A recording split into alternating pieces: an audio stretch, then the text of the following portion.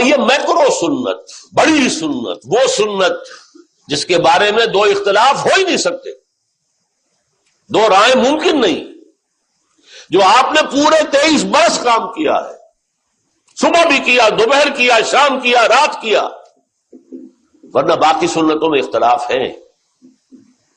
رفع یدین اختلاف ہے کہ نہیں؟ احناف کے ہاں نہیں ہے، ایک ہی دفعہ ہے بس تکبیر اولیٰ کے ساتھ، بعد میں نہیں ہے۔ شوافع، حنابلہ ان کے ہاں ہے، اہل حدیث کرتے ہیں، تو اختلاف تو ہو گیا نا کہ یہ سنت ہے یا نہیں۔ ایک اور اختلاف میرے سامنے آیا، مسجد نبوی میں میں نے شیخ البانی جو بہت بڑے محدث ہیں، کئی کتابوں کے مصنف ہیں، ان کو میں نے دیکھا مغرب سے 5-7 منٹ پہلے مسجد میں آئے اور آتے ہی نیت باندھی۔ میں حیران ہوا کہ ہم نے تو یہ سنا ہوا تھا کہ فجر کی نماز کے بعد سے لے کر سورج کے پوری طرح طلوع ہو جانے تک کوئی سجدہ، کوئی نماز نہیں، اور عصر کی نماز پڑھ لینے کے بعد سورج کے غروب ہو جانے تک پوری طرح کوئی نماز نہیں، کوئی سجدہ نہیں۔ معلوم ہوا یہ بھی لوگوں کے نزدیک سنت ہے، کیونکہ حدیث ہے کہ جو مسجد میں داخل ہو وہ 2 رکعت تحیۃ المسجد پڑھے بغیر مت بیٹھے۔ اب یہ 2 حدیثیں آ گئی ایک دوسرے کے مقابل، اب یہ فقہا کا کام ہوتا ہے کہ کون سی حدیث جو ہے وہ قابل ترجیح ہے۔ یہ بھی حدیث ہے عصر کے بعد کوئی سجدہ نہیں، غروب شمس سے قبل، اور فجر کے بعد کوئی سجدہ نہیں، طلوع شمس سے قبل، حدیثیں ٹکرا رہی ہیں۔ تو لیکن وہ سنت جو میں اب آپ کو بتا رہا ہوں میکرو سنت، اس میں کوئی اختلاف نہیں۔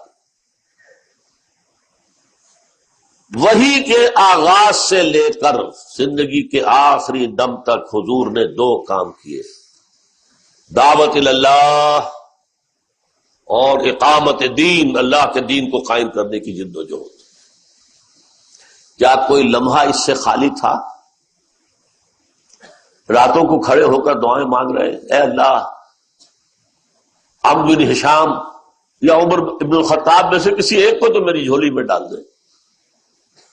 دن بھر انا لک فی النہار سبحا طویلا، محنت و مشقت، کوئی مجنون کہہ رہا ہے، کوئی پاگل کہہ رہا ہے، کوئی شاعر کہہ رہا ہے، کوئی شاعر کہہ رہا ہے، کیا نہیں کہا گیا، کذاب کہہ رہا ہے، جھوٹا۔ پھر صحابہ نے کیا کیا تکلیفیں نہیں جھیلی اس تبلیغ دین کے لیے، پھر اقامت دین کے لیے۔ کئی 100 صحابہ نے جانیں دی ہے تو دین قائم ہوا تھا، یوں ہی نہیں ہو گیا تھا، گھر بیٹھے نہیں ہو گیا تھا۔ حضور زخمی ہوئے، خون کا فوارہ چھوٹا ہے، اتنا خون چلا گیا کہ بے ہوش ہو گئے، اور خبر اڑ گئی ہے غزوہ احد میں کہ آپ کا انتقال ہو گیا۔ یوم طائف میں آپ کے جسم اختر پر پتھراؤ ہوا ہے، پورا جسم جو ہے زخمی ہو رہا ہے، ٹخنوں کو خاص طور پر نشانہ بنا کر پتھر مار رہے ہیں۔ یہ سارا کچھ کس لیے تھا؟ یہ ہے سنت، سب سے مؤکد سنت، سب سے بڑی سنت۔ اسے آج ہم جانتے ہی نہیں۔ دین کی تبلیغ کیسے کریں گے ہمیں خود پتہ نہیں، دین کسے کہتے ہیں۔ تو پٹھان کا لطیفہ، ایک ہندو کے سر پہ رکھ دی تلوار، پڑھو کلمہ۔ انہوں نے کہا خان صاحب پڑھواؤ۔ میں نے یہ کلمہ تو ہمیں بھی نہیں آتا، ہم کیا بتائیں گے کسی کو، ہم نے سیکھا ہی نہیں۔ ہم نے ڈاکٹری پڑھ لی، ہم نے انجینئرنگ کر لی، ہم آج کل ایم ایس کمپیوٹر دوڑ لگی ہوئی ہے۔ اونچے اداروں میں 30 ہزار روپیہ ماہانہ فیس دے کر لوگ پڑھ رہے ہیں۔ لمس لاہور میں جو ہے 30,000 منتھلی۔ دین کو کون پڑھتا ہے؟ تو مولوی کا کام ہے، اس کو جاب دے دیں گے، مسجد میں خطیب بنا دیں گے، بس۔ یہ ہے سنت، میکرو سنت، سب سے بڑی سنت، جو پورے 23 برس رہی۔ اور سنیں گے تو شاید اور مجھ سے پریشان ہو جائے۔ مکان بنانا سنت نہیں ہے، حضور نے نہیں بنایا۔ جائیداد چھوڑ دینا سنت نہیں ہے، حضور نے نہیں، کوئی جائیداد نہیں چھوڑی۔ سنت کسے کہتے ہیں؟ حضور کا طرز عمل، کوئی نسبت ہے ہماری، کوئی تعلق ہے ہمارا۔ من رغب عن سنتی فلیس منی. نوجوان عزم کریں کہ عربی پڑھیں گے، قرآن سمجھیں گے اور سمجھائیں گے. خیرکم من تعلم القرآن وعلمہ. بڑے بوڑھے جا کر لوگوں سے یہی کہیں کہ بیٹو ہماری تو زندگیاں ہم نے ضائع کر دی، اب سوائے رونے کے ہمارے پاس کوئی چارہ نہیں. لیکن یہ رونا بھی اللہ قبول کر لے گا. تم تو خدا کے لیے عربی پڑھو، دین پڑھو.